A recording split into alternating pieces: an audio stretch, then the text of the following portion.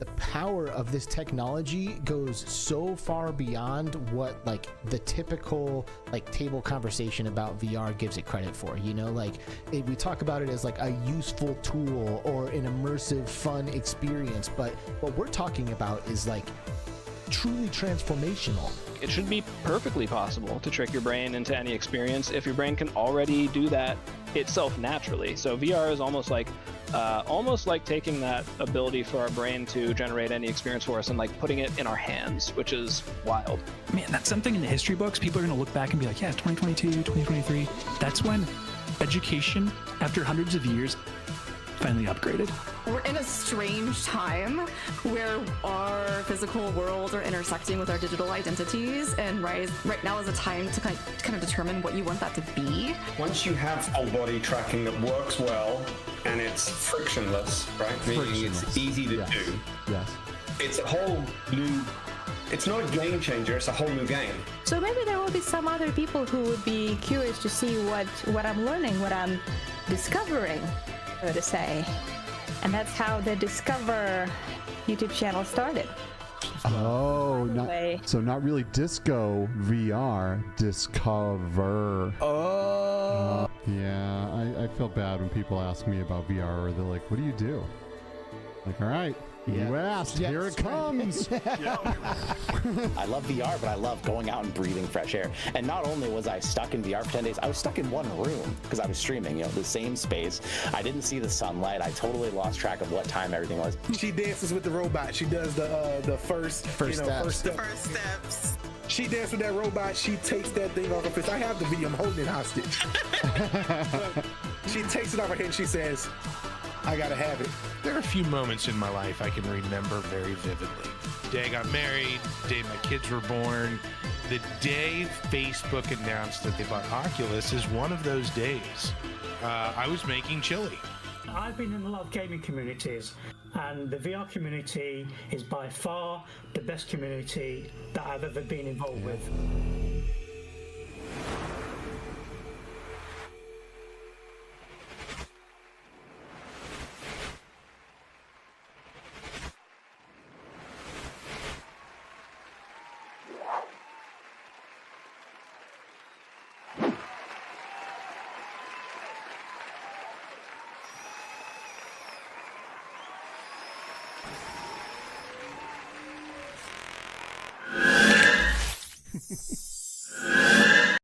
Hello, everyone, and welcome back to the Between Realities VR podcast. It's your favorite podcast, and it's ours too, and we are stoked to be here. My name's Alex. I am one half of the Between Realities crew. The other half is sitting next to me in an actual, like, in the same place. It's Skiva. Is it? Are we in the same place? No, we're faking it. Are we doing a good job? No. Yeah. If these microphones weren't so good, you would have heard Skiva's hand just my shatter knuckles right like cracking right there. Yeah, absolutely. Oh man, it has been a pretty intense week for me. I don't know about you, but my foot's been on the gas like ever since Monday. And yeah, man, a lot going on. Launched lots of games this week, and got to play a little bit yesterday. So that was good last night. Some Among Us.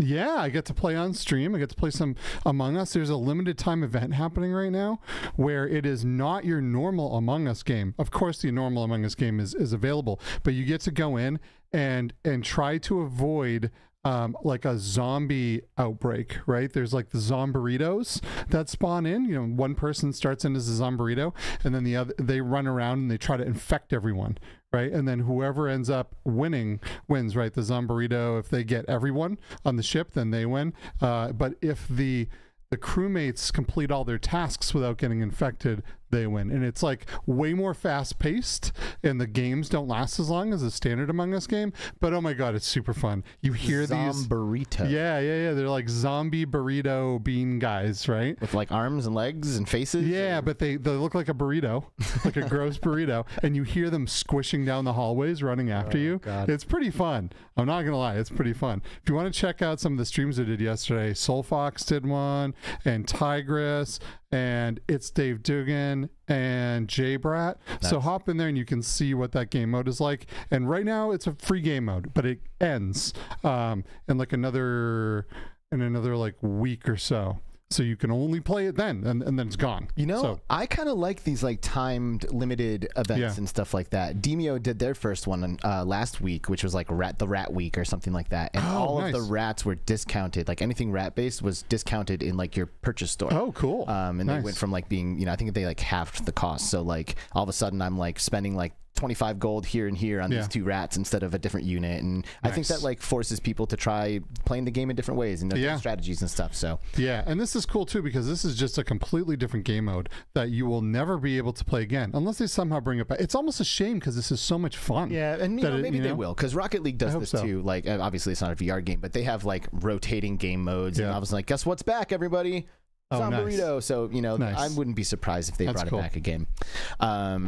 So play some Among Us this weekend. Check it out. Boom. It's a good time. Yeah, do it while you can. Yep. Because it's gonna not be there anymore. We're disappearing. Yeah, absolutely. So listen, it's Friday. It's April 26th. I don't always say the date, but I feel like it makes sense to do that. April 26th, 2024. All right, man. Living in the future over here. It is the future. Yeah. You know, we're live on YouTube right now, but this podcast does live on basically all the platforms.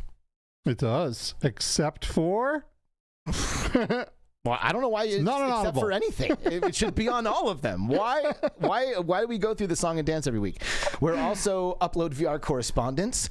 So maybe you're catching this episode over the weekend on Upload VR, and if that's the case, awesome. Thanks for being a fan of us and of Upload. Man, I just want to give Upload a shout out real quick, because, and really this shout out goes a lot to Henry Stockdale, one of their writers.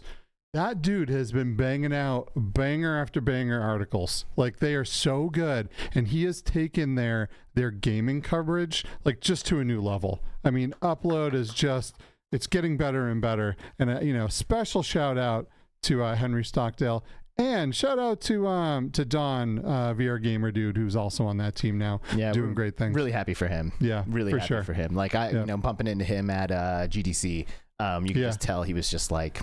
He's like, so stoked to be there. He's like he really is. Yeah, he's awesome. Yeah. But if you haven't been on Upload for a minute, go check it out. They're really up in their game. Sweet. So yeah.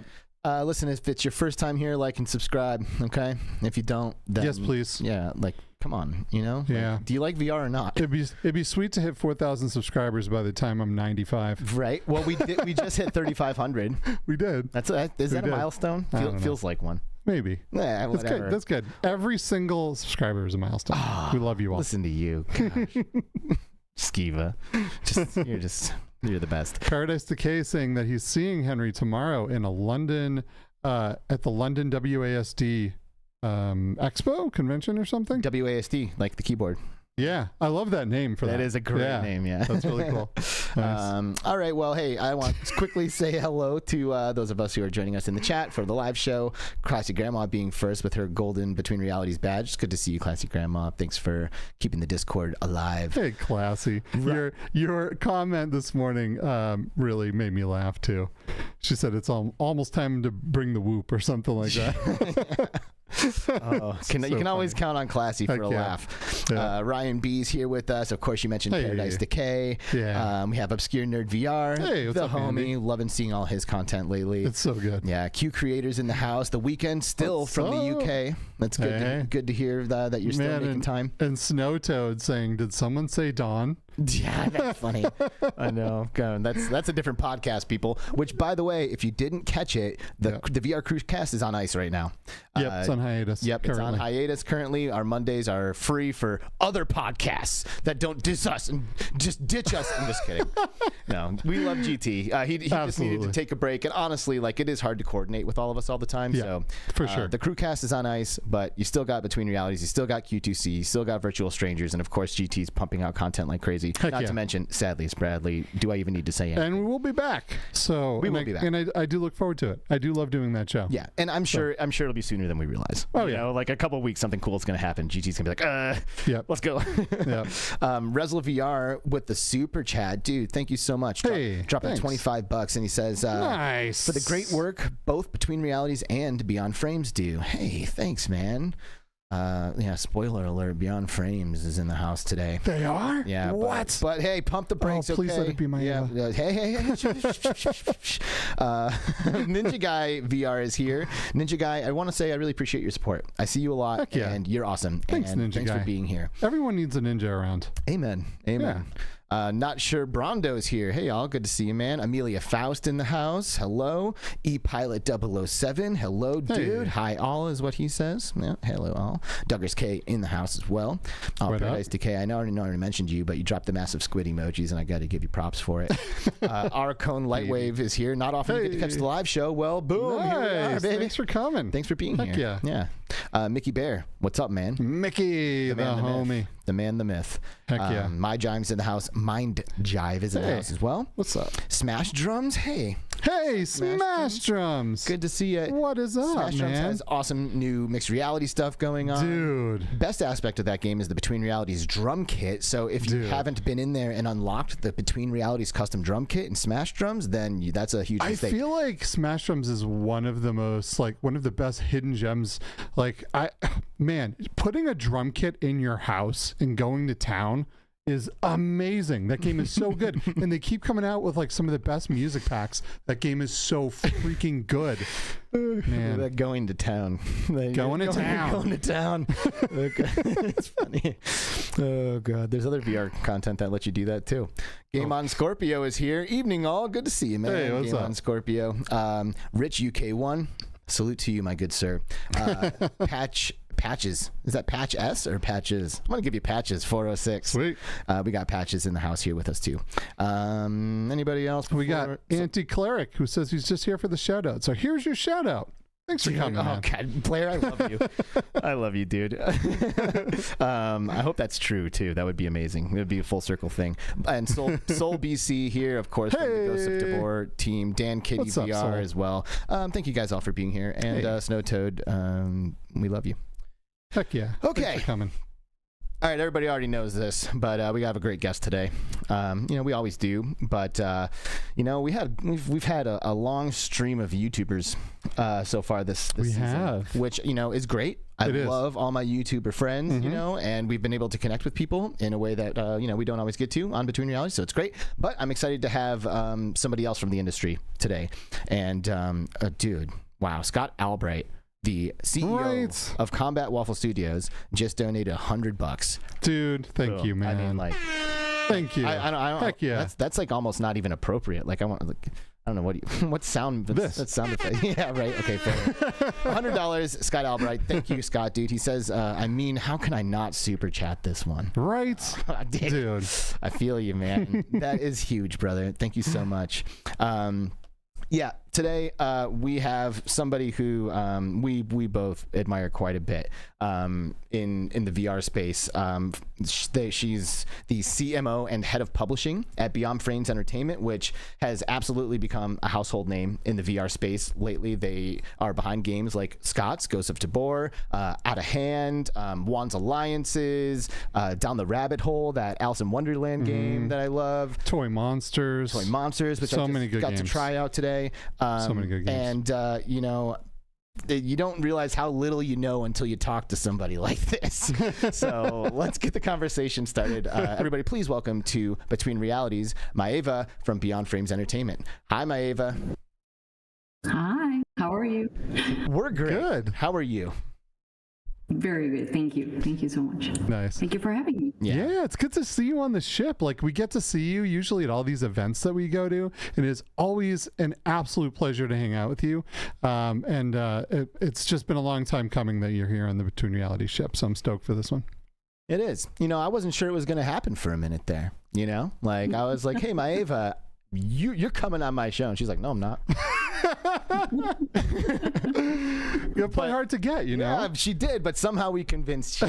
What was it? What changed? What made you realize, maybe I can do this? The two of you are awesome, so how can you not?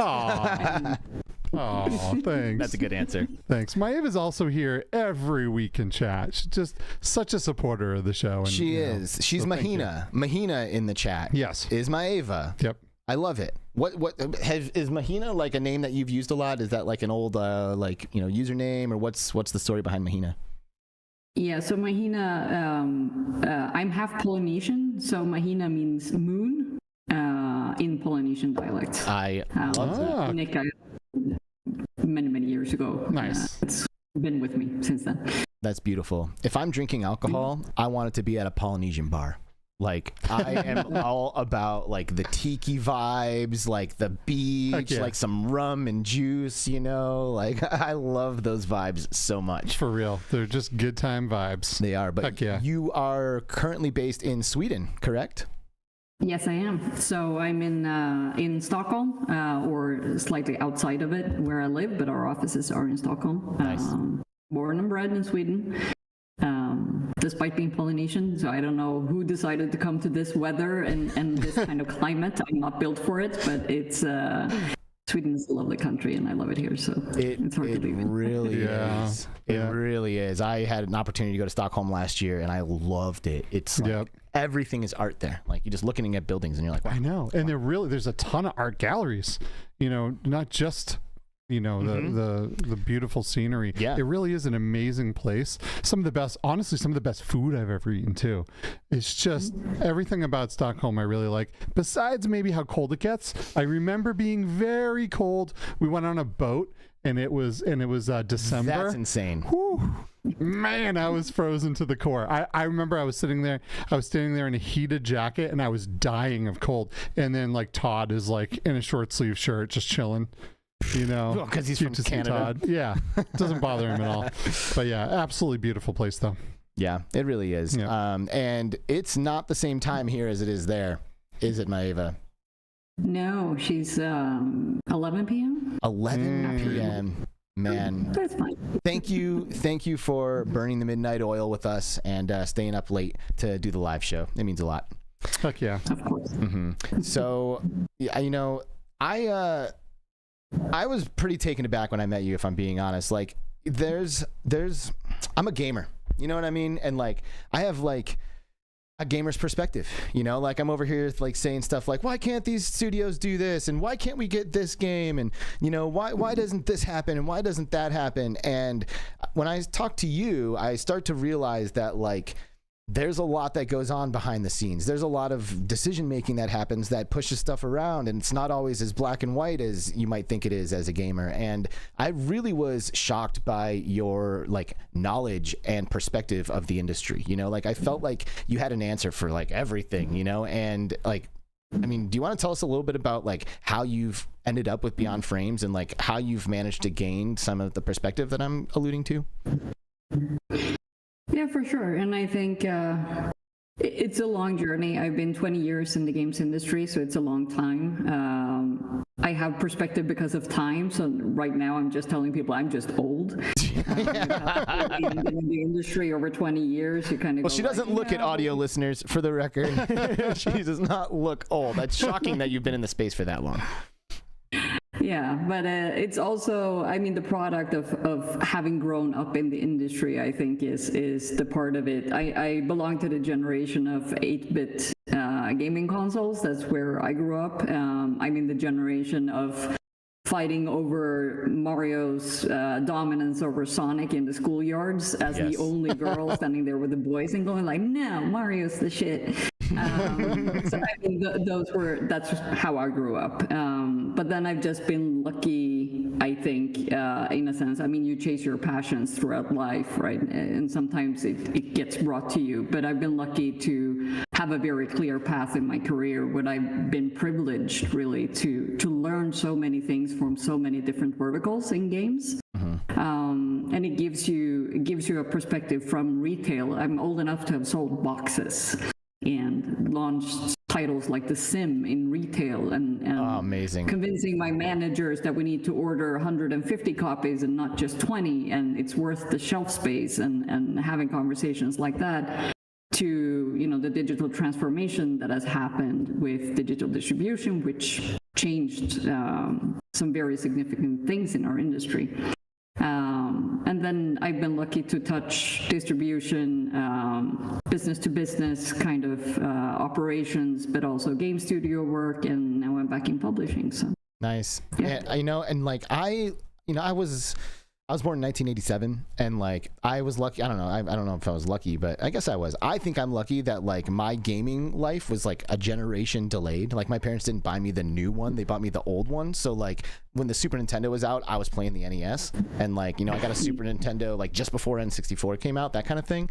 So I feel like I can relate to that like era, and I now like I'm like healing my inner child by collecting NES boxes. Like I love the boxes, like that physical media. Like it's a collection, and it's like I don't know. For me, it almost feels like art. Like I feel like I'm almost like assembling a museum or something like that. It is. I mean, the artwork in those boxes and the artwork in the manuals and on the cartridges are amazing. And here's the thing with the older games like that, you have the whole working game, like the complete game on the cartridge. Nowadays, you can buy physical media. But what's on that is like launch day release game, right? And there's like 100 patches that happen afterwards. So if that game goes offline, you might have that, but it might not even be playable later. So those old school cartridges and games, man, that's what's up. Yeah, I feel you there. Do you have any physical old school stuff still these days, Maeva? So many. They're boxed up. We're waiting to build out a new office at home. As you can see in my living room due to COVID. I set up a workstation in my living room, but it's not optimal. But when I have an office, it's going to be decked out. I have a lot of collector's editions, both DVDs, Blu-rays, games. There's a lot of stuff that needs to come out of hiding again. And oh yeah, you mentioned to me that you played World of Warcraft, right? Yeah. I one of my like best decisions I ever made was the collector's edition of the Burning Crusade, because if you got the collector's edition of the Burning Crusade, you got a Netherwelt pet that would follow you around, and that thing like to this day you get on every character you make. And I don't play the game all the time, but when I do, that Netherwelt, like I install a mod to make sure that my pet spawns as soon as I start moving, so it's always by my side. And I definitely have people from time to time send me messages being like, where'd you get that? I'm like, don't even ask. It doesn't matter. You can't get it. Like, you didn't get the collector's edition back in the day. So that's cool. You have don't tell me you have the original World of Warcraft collector's edition, because then I'd be coming after you. I have all of the collector's editions up to Pandaria. Wow, the OG one. So you have like the little Diablo pet and stuff like that. Oh my God, you're my hero. I also have the 10-year statue. Wow, you're the real deal. You're the real deal. And you said you helped launch The Sims? Well, I did in retail. So I was working at it was like basically a Best Buy, the local version of it. It was one of the biggest electronic stores in Sweden by the time. So I was in the computer and telecom kind of department. Nice. And had the responsibility over the software kind of department, because nobody was a gamer in our kind of like small group working IT. And I was the only one like down with all the magazines. I knew exactly what was releasing. I knew what was popular. So from the beginning, I think EA had like the full shelf space in the store. And then I started kind of like curating a little bit more, and then kept on increasing revenues for that store specifically. And then, with that comes a lot of freedom to get a lot of fun titles on there. So nice. Wow. And that's awesome. Red and Blue era, I think. Hell yeah. And now I can start to see the trajectory of like how you've gotten to where you are, like just by being so plugged in. You're like, actually, no, you guys don't realize these are the games that are going to be popular this year. And I've been like, okay, well then we trust you, and you start doing that, and that's kind of snowballs and starts to put you into these types of positions, these CMO positions and head of publishing positions. Real quick, Soul BC dropped $10. Boom. It was $9.99, but whatever. Okay. It says, much love to Beyond Frames Entertainment, Maeva, and Between Realities. You're all amazing, dude. Thank you for your amazing support. Heck yeah, dude. Yeah, absolutely. I see Pat here in the chat as well. Thanks for coming, dude. Appreciate you being here. And Mepper, what's up, Mepper? Yo, guys, good to see you. So how VR then? Like we're talking about PC games. You're a World of Warcraft player. I mean, I can see the connection from stuff like MMOs into VR and metaverse or whatever. But what happened to you? So I was lucky during my previous job to be in a company that believed very firmly into VR and bet almost everything to get into VR and get into the space. So I was lucky enough to work with the Star VR team.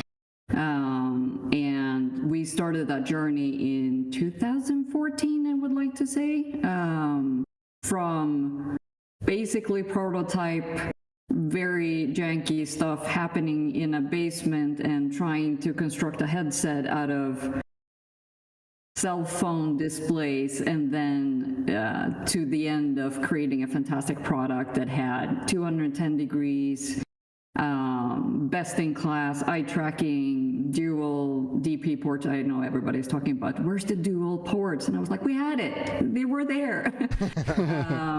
But it was an amazing piece of hardware, but it was an entire ecosystem being built up. And I think my love for VR came when you got that first truly immersive experience that you hopefully get at some point in VR. But we took it a step further. So I think it's Ben Lang in your intro who talks about the capacity of your brain to kind of trick yourself into believing that what you're seeing or experiencing is real. We had a very specific working order to try to achieve that. So we used haptics, custom peripherals, whatever bells and whistles and magic we could use to firmly get you into an experience and believe what you were experiencing were real. That was made possible because we didn't cater to consumers. We catered to business and enterprise and location-based as the target for that headset specifically. So the headset was a fantastic piece of hardware, but then we had a bigger team working, super talented engineers and software engineers just building out things that we could play around with and put them in context together with the headset. So I think my like pivoting moment for VR, they were telling me, oh, we're going to work with VR now. And I was like, why? We're making games. The games were successful. Can't we just focus on that? And then there was a prototype team spun up in the studio, and they made Overkill's The Walking Dead, or The Walking Dead experience in VR, together in conjunction with the headset development. And when they were prototyping the game, you were seated in a wheelchair. Because it's Walking Dead, you got your leg cut off and you woke up on the surgery table. You were put in a wheelchair, so it was on rails kind of experience. But when I saw the demo the first time, I was in an office chair, and somebody was behind me and just shaking my chair in tune with how it was progressing in game, and my brain just clicked into it. And that was the weirdest and most fantastical experience I've ever had. And that just sold me, and I was like, okay, we're doing this now. Wow. This is the best ever, and this we want to continue doing and just create amazing experience out of that. And then add on to that the magic in the hardware that we actually produced towards the end. That was, it was super gratifying. It got me very firmly grounded in VR during that time. Man, the Star VR one headset just like really like it was something that I always wanted. I was like, someday I'm gonna have a Star VR headset. Like back then, when did this even launch? Was this like 2013, 2014, something like that, right? It's 18 for the production model. Okay. But we had three versions of DKs, of development kits going out, and it went from fiducial trackers. That was the first one, which is basically QR codes glued to the headset and tracking those, which is not fun because there's a lot of parameters there. But when it worked well. But it was a little bit of a thing. And then we had optical tracking as well, which worked excellently for large scale. So if you want to build up a huge space with like trusses and tracking cameras, that was excellent. Not so good for home though. And then in the final version, it was Steam VR tracking attached to it. So I think the development period started with Starbreeze at that point in 2014, and then it was launched in production in 2018. But it was many years prior to that as well, with the two founders of Infinite Eye that had the vision for the project. I feel like because of the Star VR headset, I thought VR was going to be in a much more advanced state than it already is today, because this headset was like pre the Oculus Rift, right? And when I started following where this was going, and it had like a 210-degree field of view. That is crazy. That's like Pimax territory, but this was like so long ago now. It's like 6 years ago when the production unit came out, right? Like, blew my mind. Bro, I tried the freaking Vario XR4. Oh, yes, you did. Holy crap. Wow. Like, slight derailing right now, but it blew me away. Yeah. Like, I was shocked. You haven't had this on yet, have you? No, I haven't. Dude, I have not. It is so freaking clear, man. Yeah. Like it is easily the best display I've ever seen. Nice. Like, nice. Apple Vision Pro is good, but like I wasn't like, my jaw didn't hit the floor like it did when I was looking through this Vario headset. Vario knows what's up, but I mean, they still, to the point of Star VR, they don't even come close to the field of view that the Star VR had 6, 7, 8 years ago, right? That's fair. It's just pretty wild, but I am dying to get my hands on that headset. I really am. Like, Vario's always done good work. Like, they've always made good headsets. It's always been like, wow, dang, really good, better than everything or whatever. But like, this is the first time that like I put one and been like, oh, like, I mean, and like the thing is like they're claiming, or like their tagline for the headset or whatever is human sight computerized. And it's like, okay, that's a pretty bold claim, like you're really saying you have the resolution of the human eyeball in this headset. And I can't say that that's true, but I can say it was shocking. Like, shocking. Man, I can't wait till that's the norm. And our headsets right now are pretty high res, and they're pretty awesome. When you're playing a game on the Quest 3 even, it looks incredible. But what I will tell you is today I spent 4 hours in Immerse working, right? And I had like 4 monitors up, and I had spreadsheets everywhere, and like, for very small text and spreadsheets all over the place, we're still not there with the resolution, right? But a headset like that is. You should have seen it, bro. Right? Why weren't you in Dayton, Ohio this week? Dayton, Ohio. Gee, I don't know. It's so sick. Hopefully they're at AWE. I'd be blown away if they weren't, and I will definitely have that thing on my face. So take us from Star VR to Beyond Frames. It might be like some years, so you can feel free to like jump forward a little bit if you want to, but like, how did you end up with this company? So I was reached out to because I saw a question in chat if Beyond Frames is a publisher or a developer or a little bit of both from Rizal. And I think we can clarify that with, as often happens with publishers, they grow out of studios, because studios kind of like build competence and are really successful with one thing. You kind of like start dabbling into publishing territory, and then you decide to build it out. It was almost like that for Beyond Frames. It was a little bit more a strategic decision being made rather than it had accumulated years and years of experience. But Beyond Frames actually comes out of the studio Cortopia. And then the holding company Beyond Frames was created at 2017, I think, I would like to say. I wasn't there then, so I don't know exactly.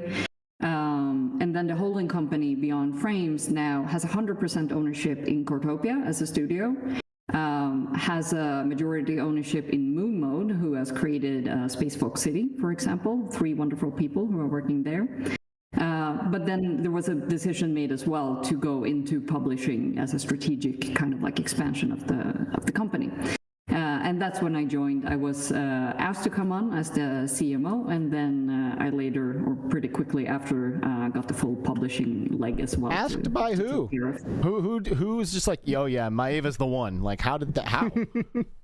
How does that happen? Well, when a board decides something for a strategy reason, there's recruiters involved, and they dug me out. So nice. I was headhunted for that. So that was beautiful. Nice. Yes. Cool.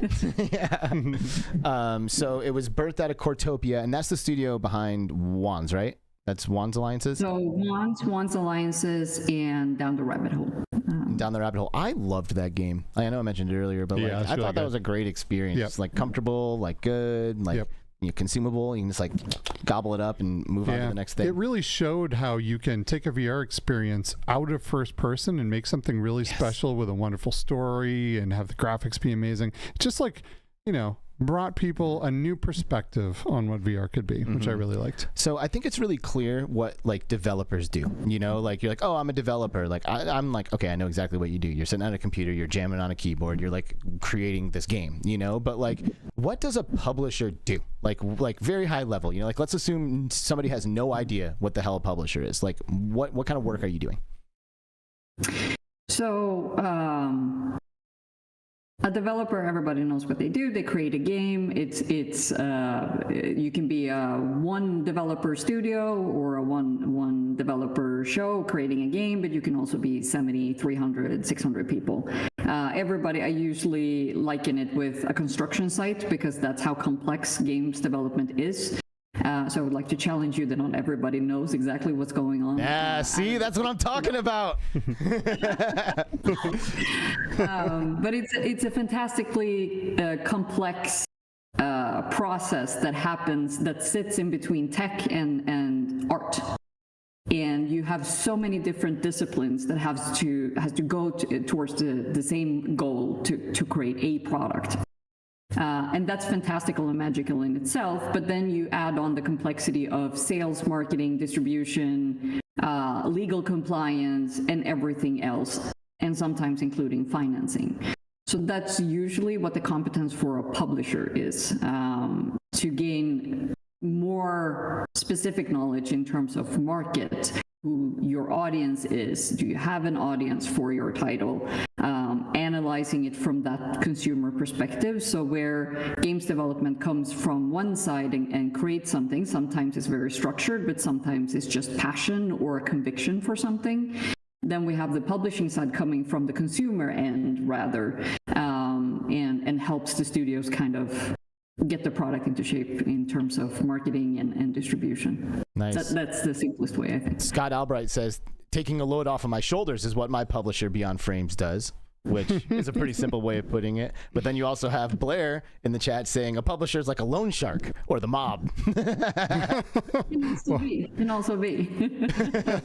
It's like, hey, your protection money. Depending on the developer and the project, depending on the needs of the developer and the project, and this is different for different publishers, right? But we try to work out of the developer's need and see if we can fit those needs and give them what they need to succeed to realize their product, basically.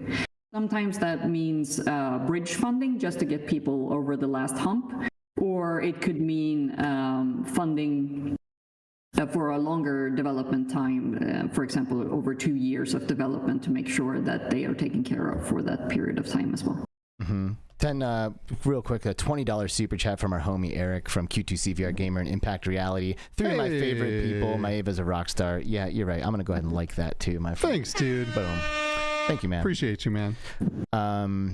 Somebody earlier said that like a game, like a developer without a publisher is like a nightmare. You know, like, do you think publisher is like pretty necessary for games? Like, is it like something that like every developer should be considering? You know, is it something that like only when you're trying to make a certain thing happen that you should be considering it? What do you think?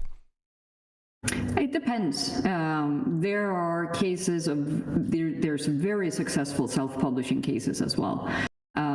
But it depends on what you want to focus on, how you want to grow. Are there people that you trust? I think that was one of the most important questions that I got during GDC, was how do I, as a developer, select a publisher? Which is a very valid question as well. You need to jive in the business because you're going to spend a lot of years together with whoever you're partnering with. And we have the same assessment from our side when we choose which studios to work with. It's a very long-term relationship, and sometimes you go through hardships together, hopefully more successes, but you kind of need to have a basic fit as a team and work together for the success of the project. So that selection process is super important for that process as well. Mm-hmm. Yeah, I mean, it seems like the VR gaming space, I mean, it is. The VR gaming space is kind of a tough one. You know what I mean? Like, it's got a very passionate install base, but not a massive one, and it's hard to make VR games, and they cost a lot of money, harder and more money than like regular games a lot of the times, you know what I mean? So it's like, developers definitely are taking a risk when they're like, hey, I'm going to quit my like dumb day job or whatever, and like, bam, like go all in on being a VR developer. You've been, I mean, successful, like I would say that the games that Beyond Frames are known for have done well. Obviously Scott and Ghosts of Tabor here in the chat is like the #1 VR game in the space right now. Why are they the #1 game in the space from your developer and publisher perspective? Why Ghosts of Tabor is one of the most successful games right now. One, the team is extremely passionate about what they're creating, and I think that is one of my first red flags. If I meet a developer that are like, and they can't explain to me why their game is exciting and make me feel excited about it, then that is an issue. This is clearly an extremely passionate team. Scott is super, super passionate about the product that he's creating, and that kind of infuses down to the team. The team is super excited about what they're working on as well. Super important. But then they also made a very good choice in selecting a genre that already has a proven audience. And they are creating something that was asked for by the community. Where are the extraction shooters for VR? Mm-hmm. People want to play this game, and that was one of the fundamental factors that in our analysis when we were talking about working together, it was so easy to see that the product already had an audience available, and that people were so excited about it, and that kind of blew my mind already at that early stage. And we were a short while from taking the app to App Lab, and we were pretty confident that it was going to do well. That it was going to do this well, maybe not, but that it was going to do well for sure. Yes, we were sure about that. Mm-hmm. So I think, again, proven audience, launching in early access, making the game better together with your community, those are understated things that are super, super important. Yeah. Blair Anticleric says, because the game is good. Well, like, that's true, but also there are good games that like don't make it. You know what I mean? Like, we've seen great games like come out, and they just like, for one reason or another, they fizzle, or there's internal things or whatever. I could make the best movie in the world that everyone would love, and if I stick it in a drawer and no one knows it exists, it can't become successful, right? Like marketing, and there's just a lot of things that go into the success of a game, and it's not just the game being good. I mean, of course that helps. Of course that helps. Pretty important, right? But yeah, but I don't know. I think we see it's funny to see the contrasting opinion here in chat with Blair and of course Scott, right? Because Blair has a title he's working on, which is Lo-Fi. Scott has a very, very successful game that probably could have survived without a publisher, right? But he is making the case that this whole thing has been a lot easier on him and on his team, and maybe more successful because of their publisher and everything in their expertise and all of the things they know how to do. So yeah, very interesting. But like we said, it starts to help with a good game, and I actually made sure to take some time to jump into Toy Monsters recently, which is basically the newest Beyond Frames title. Do you want us to tell us a little bit about how that came to be and kind of the approach that you've been taking with that game? Oh, for sure. That is a passion project of mine that I love talking about. A lot of our sourcing for our publishing pipeline, so when we look at pitches, basically, they come in through our website, people ping us on LinkedIn, we get emails, we meet people during conventions. But sometimes we find something that has a little bit of pizzazz when you're scrolling Twitter, for example. And that's how I found Lubos. I was scrolling through my feed and I was like, ooh, look, a small game that looks really interesting in mixed reality. And we don't have any mixed reality titles in our catalog right now. So I decided to basically ping him and go like, hey, your game looks really interesting. Do you want to have a conversation about how to take it further? And then I learned that Lubos was a solo developer, so he was one guy, basically. He had help from friends on the art side and animation side. But he's a one-guy shop, and he was like, yeah, I want to do more. So that was how we started. We've supported him for a couple of months, helped him kind of put a product wrapper and kind of like get it into a product state. It's an experiment from our side as well. Can we do this? Do we have the time to cater to smaller developers? And it turns out, yes, we do when our visions align. And it's been super fun. Right. Well, like to your point earlier, you know, like it's like a kind of a proven formula, right, Skiva? Because for those of you who didn't just see the screen, it looks a lot like a popular game, right?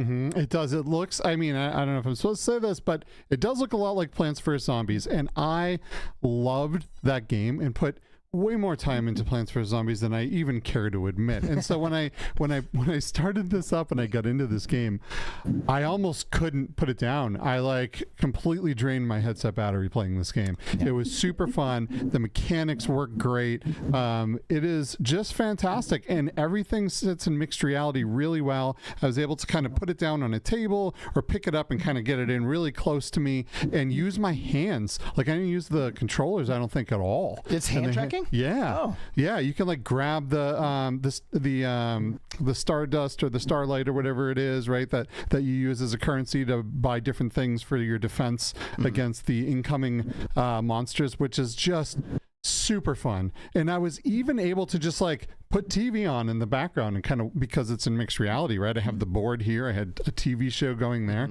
and it was just a ton of fun. And I really, really enjoyed my time. It's a comfortable experience, you know, like it's kind of like Max Mustard for me. Like I just like get in there and like, maybe I'll play a level, and then like second level, third level, fourth level, fifth level. You just like kind of keep going, you know, like it's easy to do. And one of the things that I find interesting about mixed reality is that like I have basically no actual like desire to play mixed reality games or to even use mixed reality a lot. I do now once I've like started to be exposed to it, but the point I'm trying to make is that I never had a demand for it. I was never like, I need these MR experiences. I need to be browsing the web in MR. I need to be doing all this stuff in MR. And it's only when I just like kind of stumble into it that I'm like, oh, wait a second.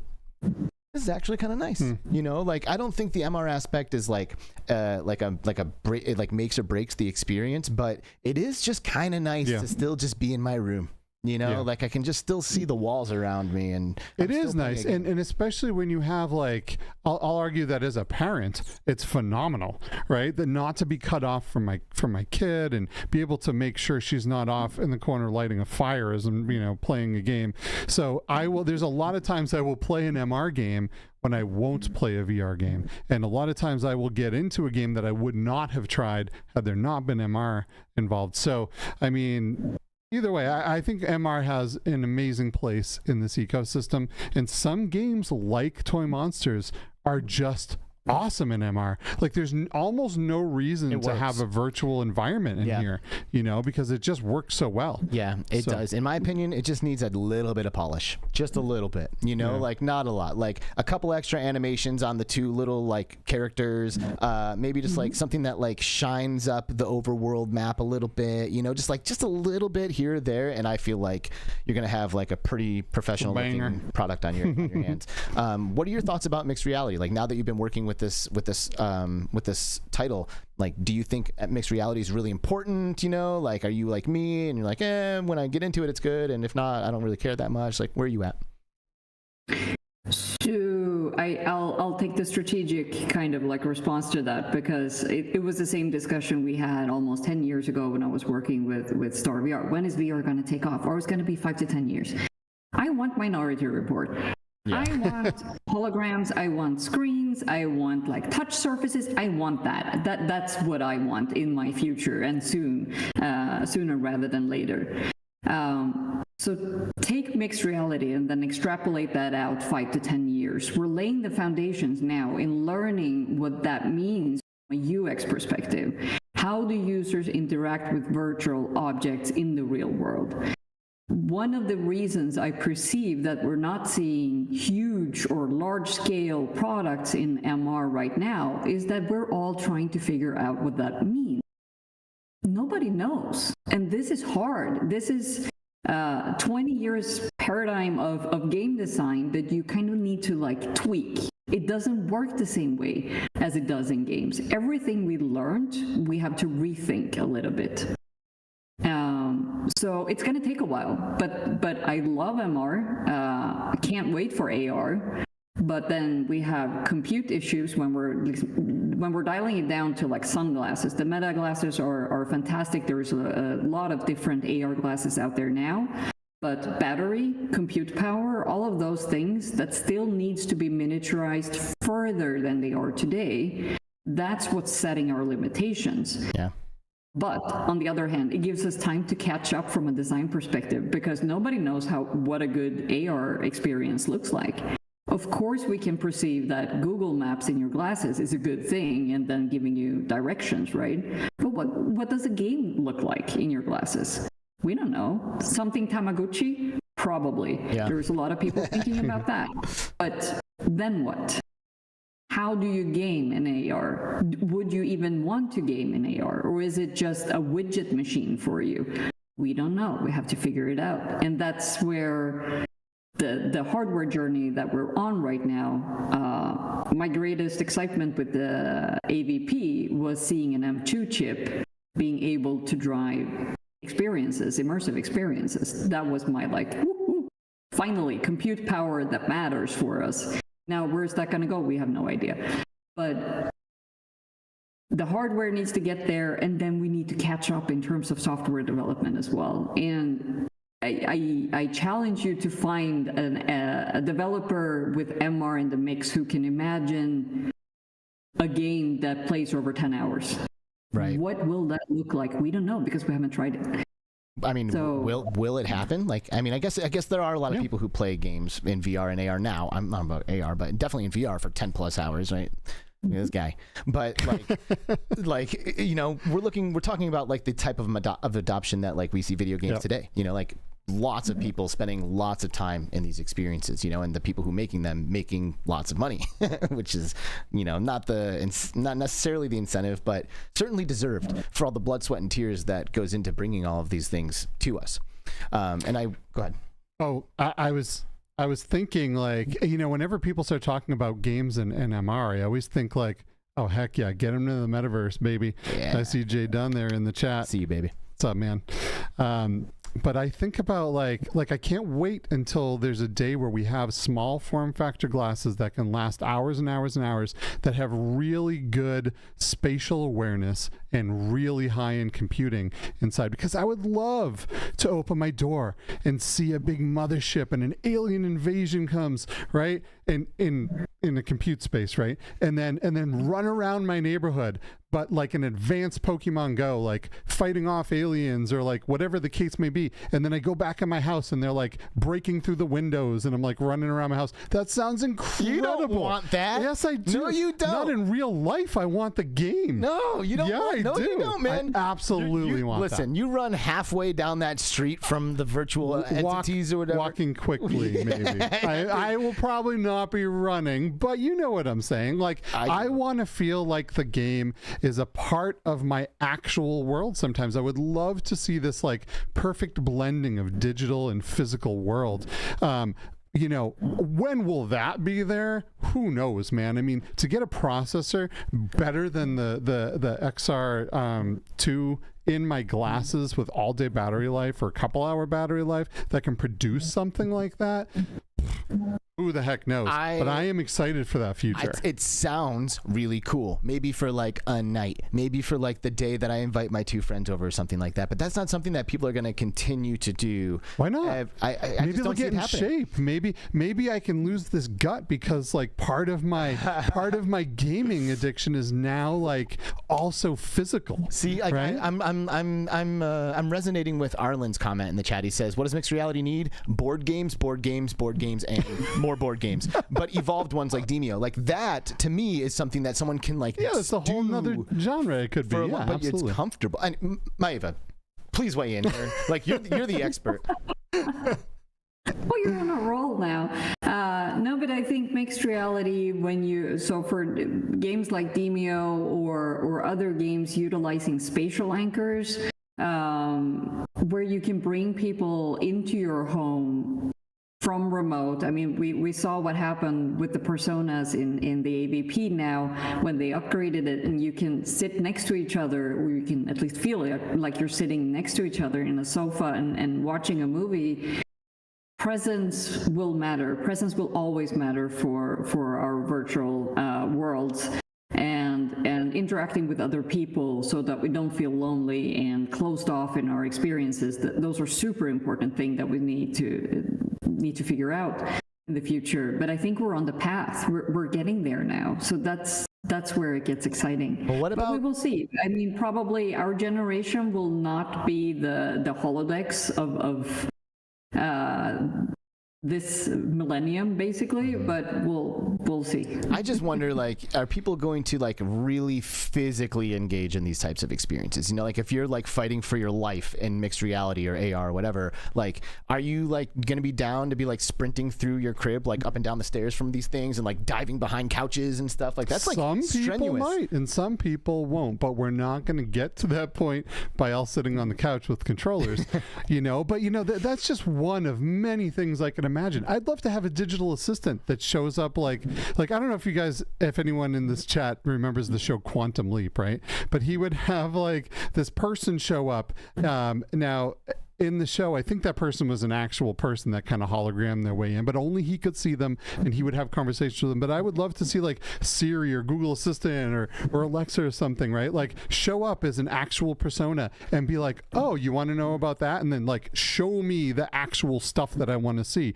Here's how you replace your alternator. And then like the pieces of the engine come out and like it shows me how everything's assembled. And then that person goes away when I don't need them, right? There's just like a billion. I could sit here and daydream about this stuff all day because I am also like super sci-fi guy. I want to see that future. I want to see that, you know, I think it's amazing. Now, do I want Minority Report? I want the holograms of Minority Report. I don't want to be arrested for what people think I might do in the future. But the AR capabilities, the compute, not having to have screens all over my house, it would be sick, right? If like all the walls could be blank. There's like most of your house could be empty, but you could just scroll through house personas or like, you know, different decorative choices, and then every week your house had different pictures hanging up. There were different things happening. Maybe there's like a Rick and Morty portal, you know, with them coming through and hanging out in your house. Like there's just so many cool things that could be done. All of that sounds dope. And you know, I'm on board for all that. But if you're gonna make me like run through my neighborhood, but I want the option to do things like that. I want to feel fit, like when I'm playing a game, and not feel like me too. I want like BCI. Like I want like I actually can't get tired. You know what I mean? Like, well, my video game character. Because like in World of Warcraft, if I want to run from one end of the Eastern Kingdoms to the other, my character does not stop for a breath. And there's a place for that too, right? But we can't all end up like the people in WALL-E, where we're just floating around, fat drooling on ourselves, right? Because we're in BCI all the time and like just thinking, and we're having these experiences. There has to be both. There has to be balance. Yeah. Right. Yeah. And we need to be able to work our physical bodies too, and that's one of the reasons I love the cyber shoes, and I love taking hikes in No Man's Sky and things like that. Like it's not for everyone, but it could be implemented into people's lives to make them feel better, you know, and just to get some movement, get the blood flowing. Anything you want to say about this before we move on, Maeva? I think Russell had a good comment in the chat that we've moved really quickly in a very short time so far. I mean, my generation didn't have cell phones. when I was born and when I grew up until I was in my teens, right? And I think you're absolutely correct. It can, the speed of innovation can change rapidly and very, very quickly. But we're still, I don't know if I'm right, but my mind sometimes goes to the fact that we're still, I mean, your iPhone today has an enormous compute power and the resolution of the displays and cameras and everything else. But is it fundamentally different from the original iPhone? Fundamentally? Nah. It has more of everything. It has better everything. It has an ecosystem of apps. It has all of these beautiful things. But what happens when the children who grew up with iPhones as their main tool, what happens with their innovation when they grow up and when they get adults and start innovating in the next generational leap?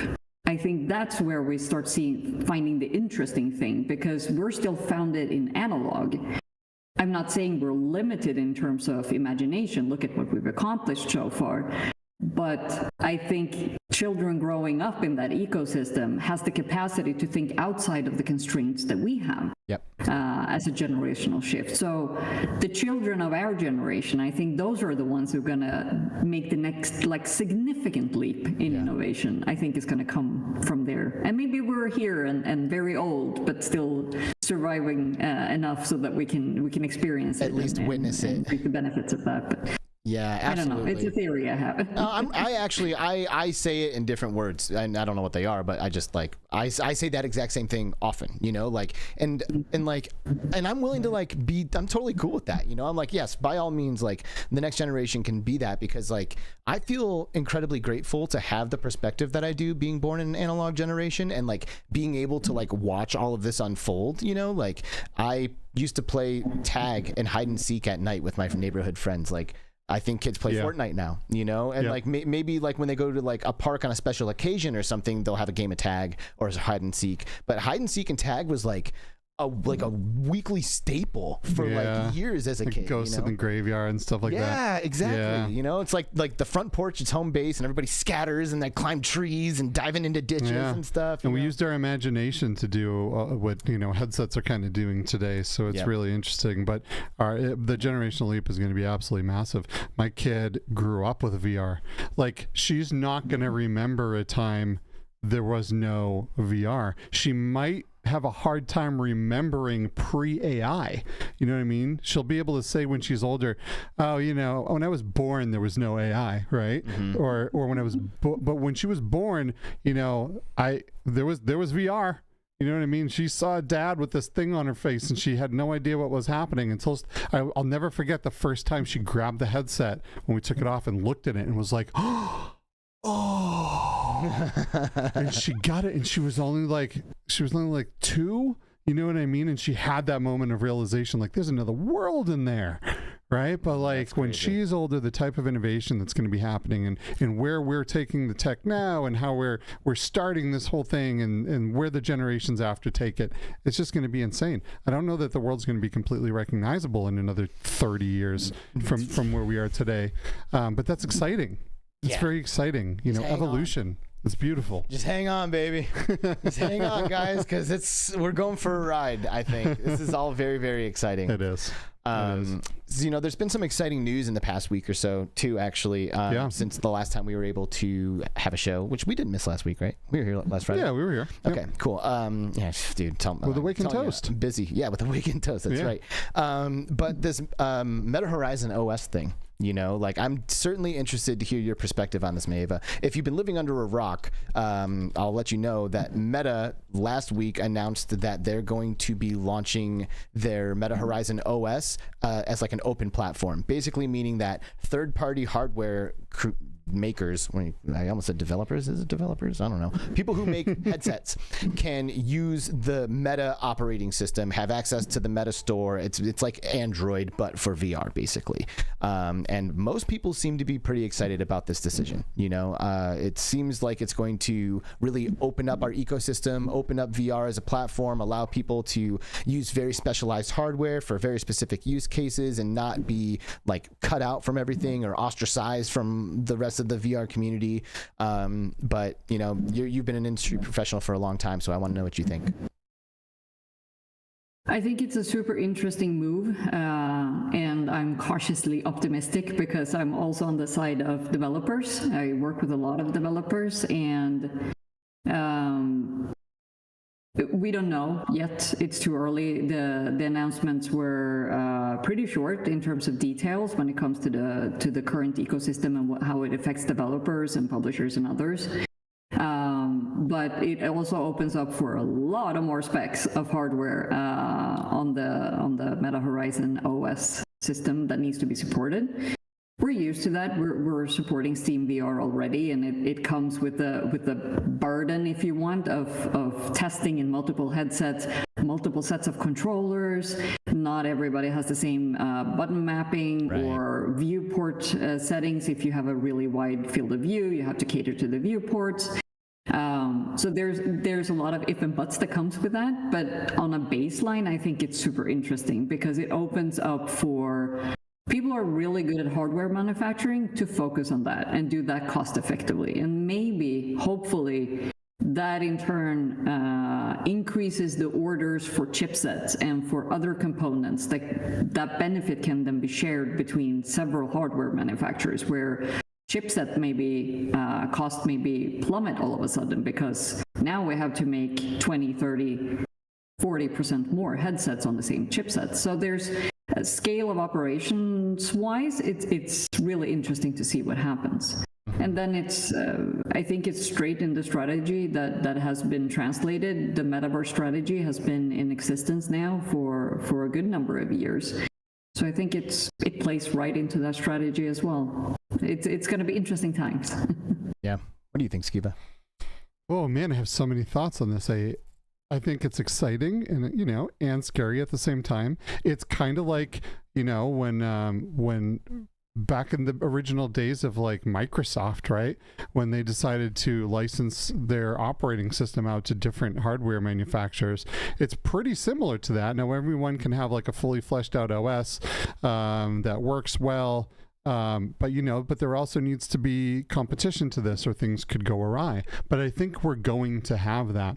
I think if people keep a look on what's happening with Google and Samsung, with what they're doing, but also Valve. Like Valve has their own headset coming out, the new Index, right, that should be wireless and have compute on board, but they already have an ecosystem too. So what they need is the operating system to make everything nice with nice GUIs and all of that. But they have Steam, they have Steam VR, they have an entire world of content like Meta does, where they could come in and be a potential rival here. So I think it's really good we're going to have some competition, but it's really, really good also that now hardware manufacturers can put out good hardware, and maybe there could be like a spec war, right, without having to like completely rebuild a virtual reality operating system, make sure the tracking works right. How are you going to get all these games in your store? Because it's not cheap. You don't just say, okay, I have a store now, and developers just all start throwing their games in there. It takes a lot of money for people don't like. A lot of the smaller developers do not have money to port their games to different stores. So they go to the platform and they say, hey, I need some money to make this happen. So it costs a ton of money to populate your store full of games. So being able to move that store over across multiple different hardware and headsets is a huge win for developers, because now they can sell to a bigger market. There's so much happening here, and it's all very exciting. I'd be a little bit more nervous if I didn't feel like there was really good competition in play. Apple will also be competition. I was waiting for you to mention that. Yeah, because they have a full app store of they don't have as much VR content and as much spatial content as Meta. So Meta has has a good step ahead there, but what they do have is a massive ecosystem of flat apps, and that's what Google will also bring to the table with Samsung, I think. Meta has been trying to get Google to open the Google Play Store onto the Quest headset unsuccessfully, and now we learn that they're doing something right with Samsung, and they have a headset coming out. So if they come out and there's the entirety of the Google Play Store available, that's instantly another big competitor. So we have a lot of awesome stuff. Like, the future is very bright here. We're no longer constrained to only one hardware manufacturer with one operating system. Now it's going to kind of open up, and other places are going to start to come in and make everything progress more. And I'm just excited to see what happens here. I think overall it's a good thing. Nice. And speaking of Apple, by the way, I am curious, Maeva, like, what are your thoughts on the Apple Vision Pro? Do you have one? Like, what do you think about Apple's strategy entering the space? I think they did. People are going to hate me for this, but I think they did the right move in putting out the best that they could do right now at a price point where it's interesting and attractive to enterprise. It's not too expensive for enterprise to start dabbling in and finding the use cases for the hardware. It's going to take a while, and let's see where we land on it, but I think they made the right choice when launching something that in many respects is best in class right now. It is one of the best in class kind of enterprise headsets for work that you can have. It has the resolution, it has the sensor array, it has the eye tracking, it has the things that it needs to succeed at what it aims to do. And I think that a lot of the conversations we see in the community is, why isn't there eye tracking? Why don't we have this or that kind of like component or feature in the headset? But you understand how expensive those are? They cost a ton of money to put in. And I mean, 210 degrees and double displays with HD resolution and all of the other things that we put into the Star VR, $3,000 was the price for that one as well. So that's where you land when you have all of the bells and whistles, and then for different reasons, some companies might subsidize that and actually take the cost down, but then they're operating at a loss, and that is not sustainable either. And asking companies to operate at a loss constantly without other revenues, that is not a sustainable model, even how many things we want to do well for VR. So I think Apple did the right thing now. It's going to be super interesting to see where we go. We're a little bit behind, all of us, because they didn't adopt the same model as many other hardware manufacturers do. There were preciously few preview kits sent out into the universe, especially for games, because that wasn't the focus. Some were lucky and got it, but far from everyone.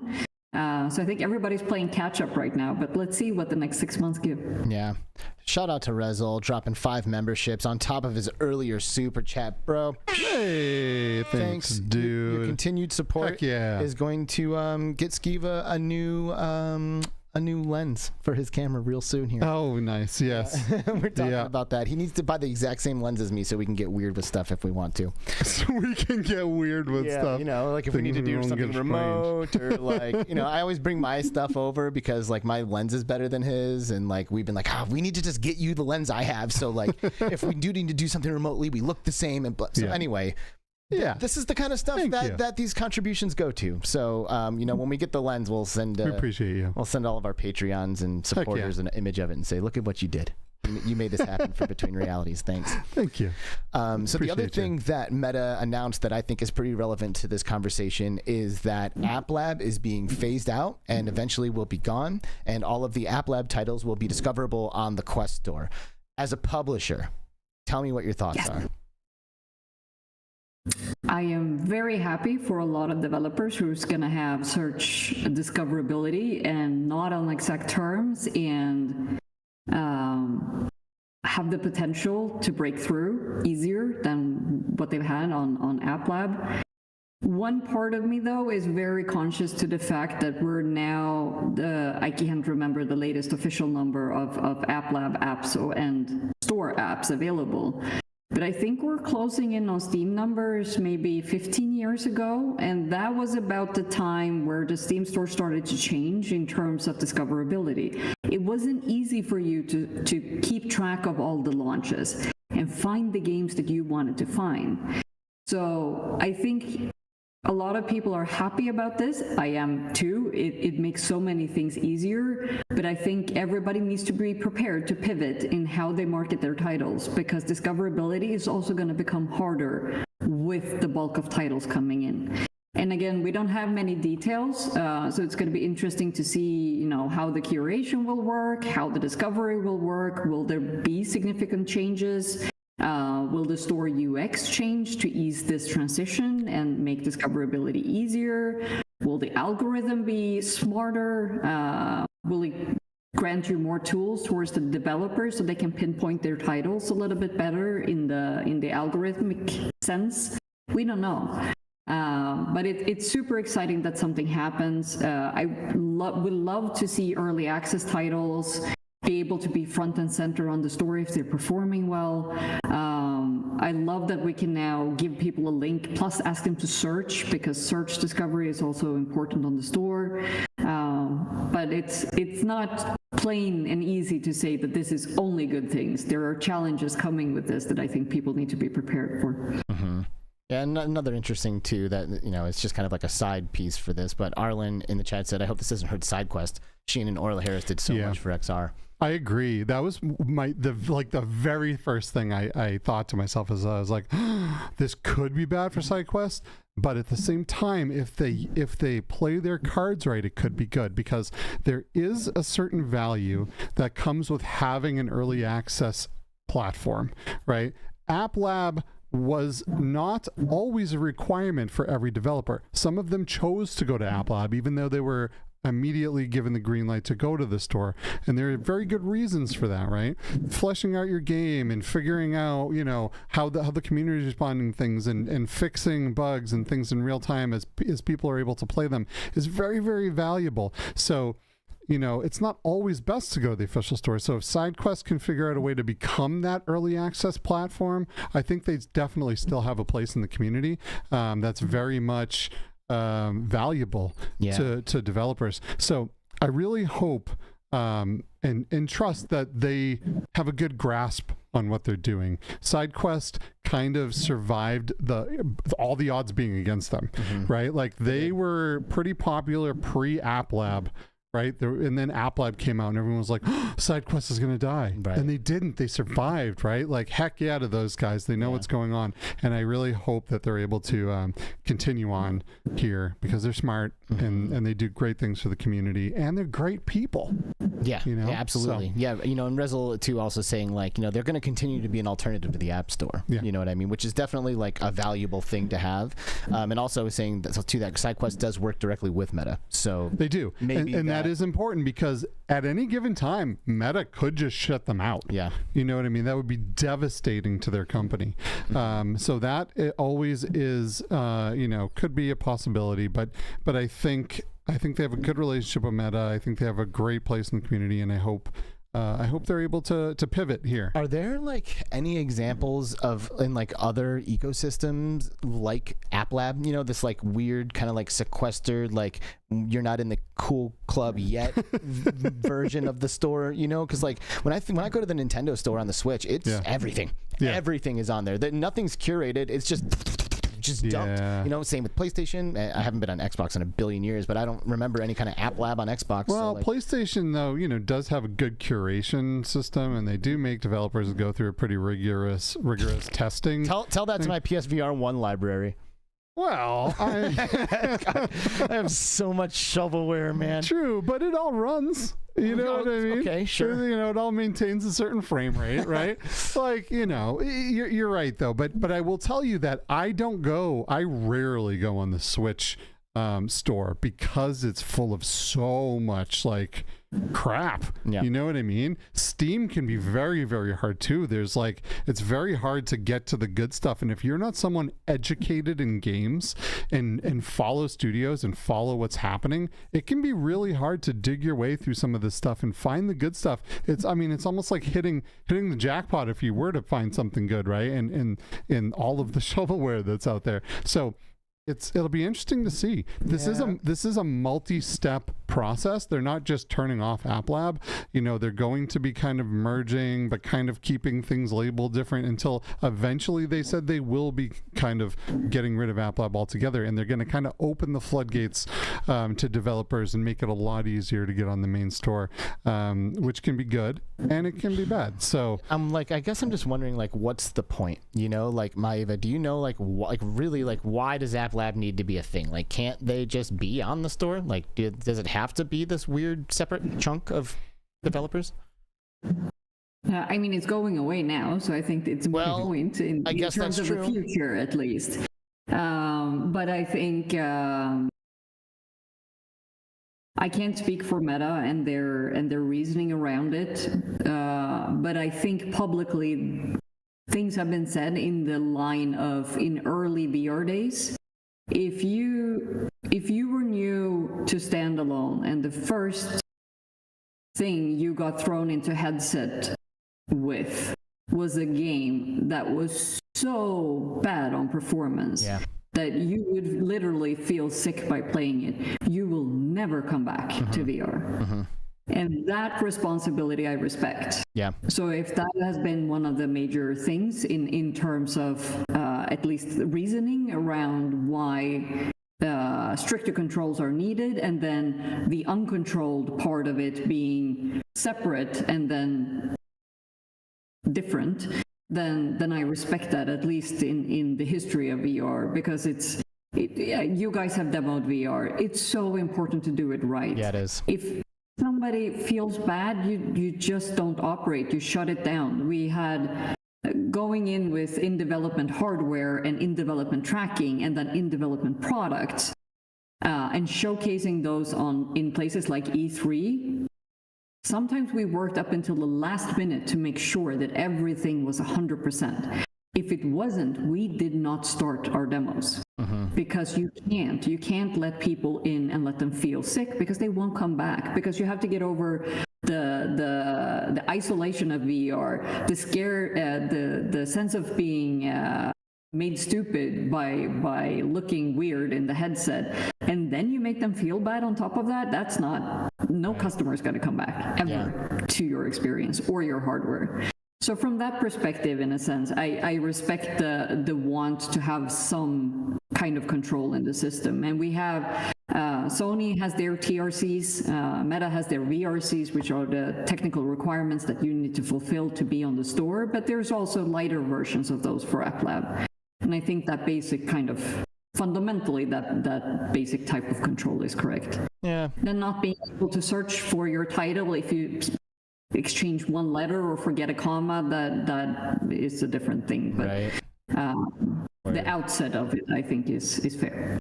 Yeah, and at the beginning of Meta trying to pull off what they were trying to pull off here, right? Like, VR already kind of had a lot of skeptics, a lot of people that did not believe in the technology. So I think at the very beginning of Meta trying to bring up the Quest ecosystem, it was really important that the chances of you clicking into a good game in the store were very high, right? Because with how skeptical people were, if you got into not just poor performance games, but just some garbage, that was it. That would be it, right? I mean, we get sent games all the time that we're like, oh man, do they think this is good? You know what I mean? And so it would be a real bummer if someone brand new got a headset, that was what they experienced on their first or second try, and then brought it back thinking that the tech wasn't there yet because they experienced something bad. So it's important when you launch a product that you give your customers a good experience. We're getting to a point now that I think that they can kind of open up some of that, and there's enough really good experiences where people are there's also enough information out there where people can find the good games, and I hope they have good ways of putting really good games on the front pages and still marketing those properly, because it very well still could turn people off, but at the same time I am open for I do support a more open version of the store, because some developers spend years and like hundreds and hundreds of thousands of dollars, if not millions, of their own money developing a game that is actually really good, and then never make it on the store and just completely, and that's it. You know what I mean? One of my favorite games ever is Grapple Tournament, and that never made it to the store. And it should have. Yeah. To this day, it should be on there. It is absolutely phenomenal, but it's just not. If there was one reason why I would say it wouldn't be, it's because it's the only game that I have consecutively hit my wall playing. Really? Yep. I smack my wall every time I play. Like, it's the melee plus, I'm in my space, and I eventually I'm like swinging swords at everybody. I'm chasing people down, and I smack my wall every single time I play it. yeah. I mean, being good in your place, but a lot of people love to stand and play. The Cyber Shoes stool was a phenomenal tool to prop you up high enough where you felt like you were standing, but kept you in the center of your play space. So no matter what, you couldn't hit a wall. But most people stand. They accidentally go off center when playing a high energy game like that and end up smashing things. I've broken controllers many times. I've pistol whipped the wall so hard I've had index controllers completely burst into dust. Right? that was a hilarious visual. Yeah.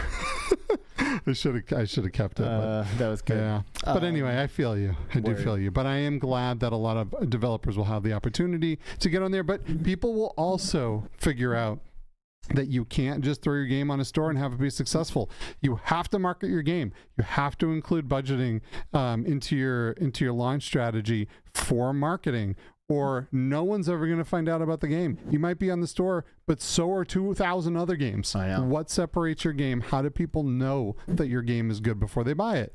Right? So we'll see what happens. The Switch store experience is not a good one. No, it's incredibly overwhelming, and it takes so long for the titles to load. Like, I'm just going through 3,000 games that are on sale, and slowly, every 5 seconds, 9 tiles load. It is not a good experience. Yeah, no bueno. This is gonna be interesting, though. Yes, Maeva, I am curious. Is there anything about the VR industry in general? Is there a conversation about VR that you feel like not enough people are having? Something that you think is really important, or something about Beyond Frames that you'd really like everybody to know about? Ooh, those are two really big questions, or at least the first one. It was an or. I'm giving you an option, because maybe you don't have a conversation about VR in general, but you can tell us something about. I just want you to bring something to this conversation before we start to wrap it up. Yeah.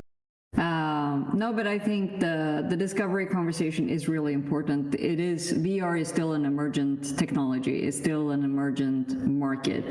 And we all need to keep on pushing and making it better, keep having the conversations that we are, and being realistic, I think, about what it is and what it isn't, and collectively work in getting it better and bigger and grander and more interesting over time. Mm-hmm. And then going over to Beyond Frames,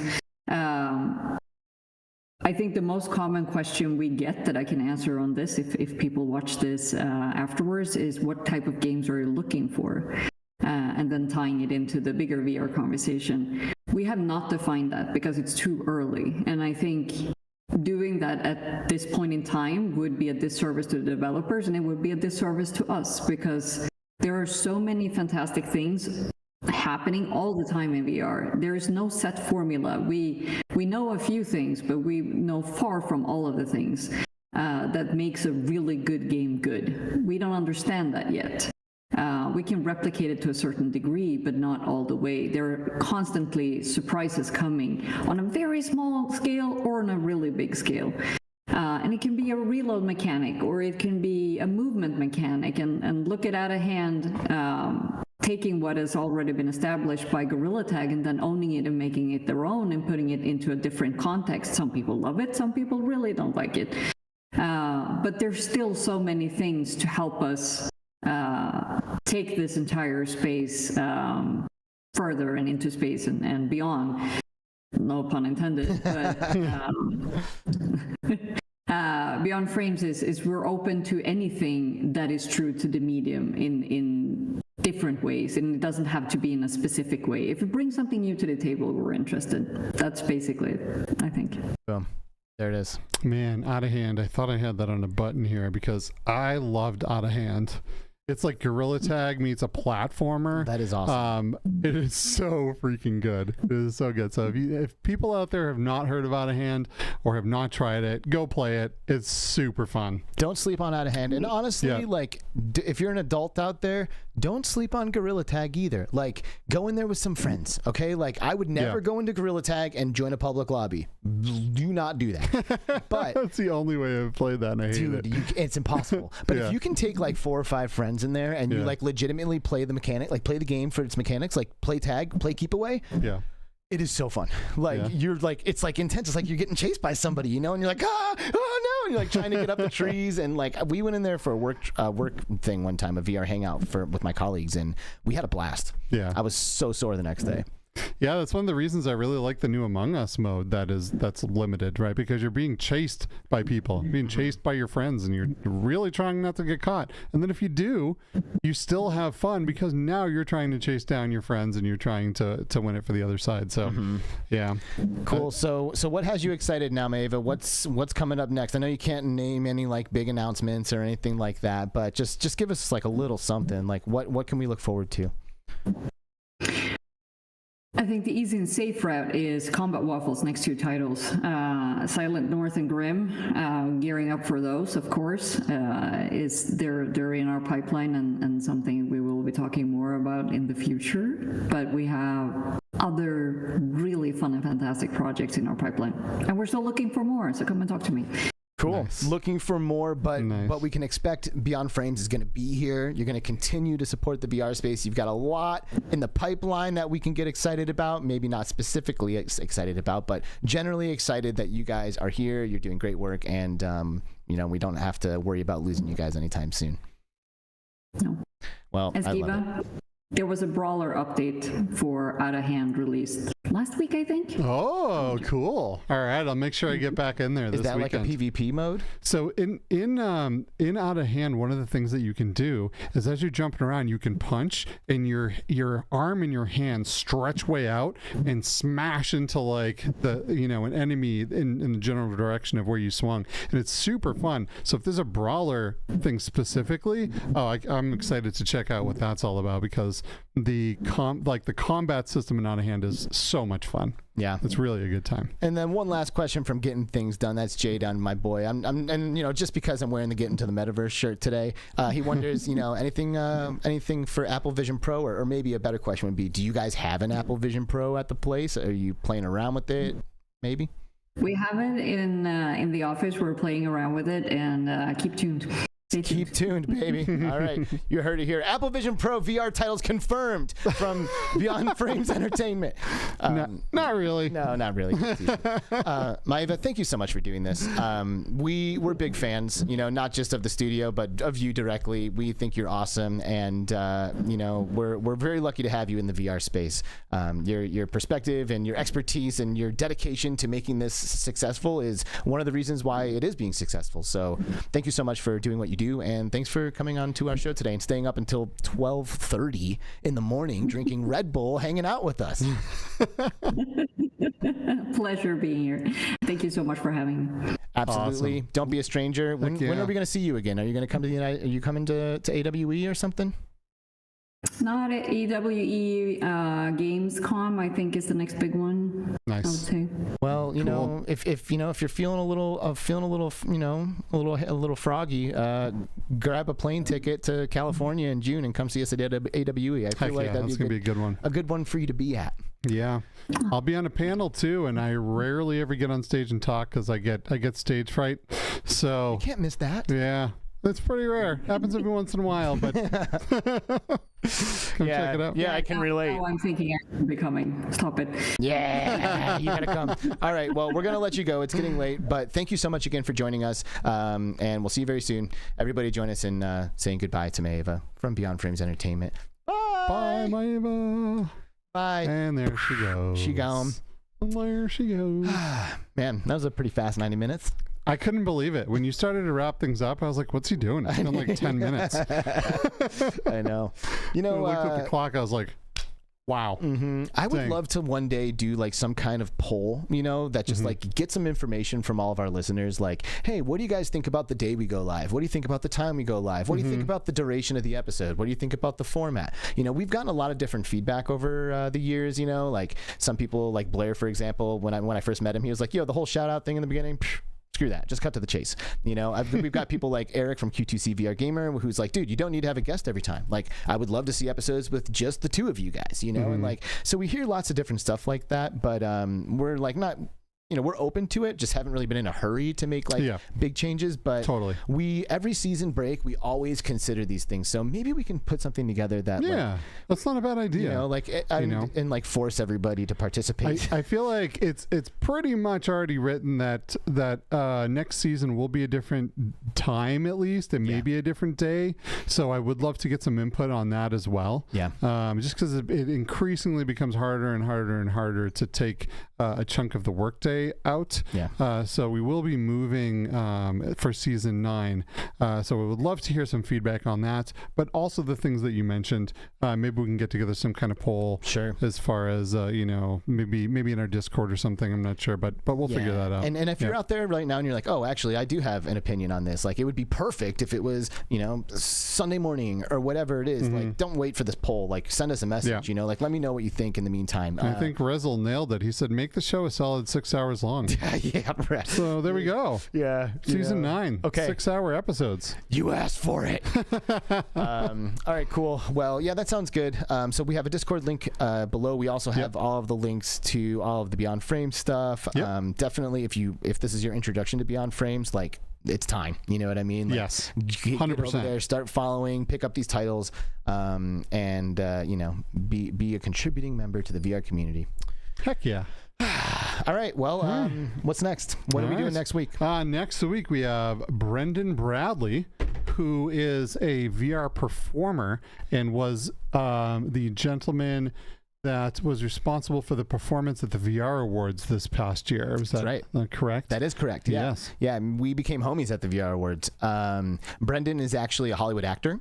He is like on that, like, what is it, like SAG-AFTRA, you know, guild of actors or whatever. He's like a professional actor, and he was one of the strike leaders last year, and I guess the last 2 years, that was like on the front lines picketing for like actors and writers when like that whole shutdown of Hollywood went down. He like kind of blew up on Instagram during that time, and he is super into VR. And at the VR Awards, he had a musical performance that incorporated VR headsets and AI generated images that had audience participation. It was really cool. He's also the like star and maybe writer or something, a creator of a musical called Ready Player. What is it called? It's called A Non-Playable Character, and it's about somebody who, like, you know, maybe an NPC that comes alive in VR or something. I don't know all the details about it, but it has another like VR element woven into it. He's a super awesome guy, and I'm super stoked to have him on the episode next week. Heck yeah, it's gonna be fun. Yeah, cool. So come join us then. Until then, Discord link is in the description. Like I said earlier, join us and come and say hi. What do you got going on this weekend, Skiva? Are you going to be in the headset at all? I will be tomorrow for sure. Maybe not Sunday, but I am going to try to play as much VR as I can on Saturday. And every time I've had a day to play VR, I've been back in the PSVR 1. So hopefully I'll be, because I just can't ever get enough Wipeout. You know what I mean? Like, that game needs to come to the Quest. It's one of the very best VR games ever made, and it is worth getting a PSVR 1. If that was the only game on there, I would absolutely say it was worth the entire cost and setup. But I'm going to try to get a little bit more time in the quest. A little bit. I have my index set back up again, which is great. Yeah, you can see the base stations on the ship here. So yeah, I will be VRing it up on Saturday. Beautiful. So it'll be great. Beautiful. Hey, everybody, thanks for tuning in today. We really appreciate you. You know, it's been an awesome show. Rezel with, you know, your donations. Mad Vegans here. Ryan B Sharp sliding in at the end here. Ninja Guy VR, of course. Arlen, Jay Dunn, Mind Jive, Red/Ace got up in here. Chrome Colossus, MickeyBerr, Ace Saint Germain. Kensei Gaming, what's up, bro? Hey, Kensei. Yeah, I saw you earlier. Looper the Underground Game Cat, of course. We got the Game Cat Army. Oh, that reminds me. Next week, actually, will not be a show. This is the following week where we have Brendan on, because next week is Kensei's wedding. That's right. That's right. He's getting married. Kensei is getting married, and we got invited. Ha! That's right. Maybe you guys should have a podcast and have people on it, and then you get invited to weddings. Blair, thanks for being here. Scott, thank you for being here too, and your huge donation. Heck yeah. Bluebell, Destiny, Brandon VR, all of you guys, thank you so much. I really, really appreciate you. And Skiva, we're gonna go buy your lens here real soon. Cool. Sounds good, man. Mikey Let's V, do that. Miles Dyer, what's up, yo? Hey, Thanks Miles. again. All right, that's that. We're going to pull a plug on this thing, and we will see you in 2 weeks. Man, I hate all these breaks. I know. 2 weeks. But we're going to be partying with Kensei and Tribe Grey Wolf and a whole bunch of amazing people. So right. We're going to have a lot of fun, and we'll be thinking about all of you. We really will. We will. Maybe we'll take a photo and throw it in the Discord or something. Absolutely. Like that. All right, everybody. Have a great weekend. We'll talk to you soon. See you soon. Bye-bye. Bye-bye.